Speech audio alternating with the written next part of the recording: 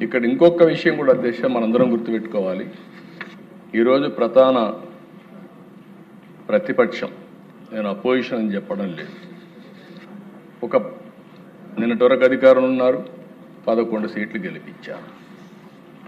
11 సీట్లు గెలిపిస్తే హౌస్కు రావాలి కదా అధ్యక్ష. ప్రతిపక్ష హోదా ఇస్తేనే వస్తామని కండిషన్ పెట్టారు. అంటే ప్రతిపక్ష హోదా ఇచ్చేది స్పీకర్ గారు, అధికార పక్షం కాదు. ప్రజలు ఎవరికి ఓటేస్తే వారు ప్రభుత్వాన్ని ఏర్పాటు చేస్తారు.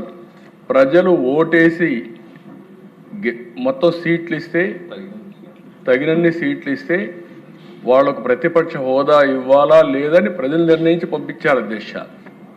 రెండోది, ఒక ముఖ్యమంత్రి పైన అవిశ్వాస, ప్రభుత్వం పైన అవిశ్వాస తీర్మానం పెట్టాలన్నా, స్పీకర్ పైన అవిశ్వాస తీర్మానం పెట్టాలన్నా రాజ్యాంగంలో స్పష్టంగా ఉంది. అలాంటి రాజ్యాంగ విలువలు పాటించకుండా విమర్శించే పార్టీని ఏమనాలి నాకైతే అర్థం కాలేదు.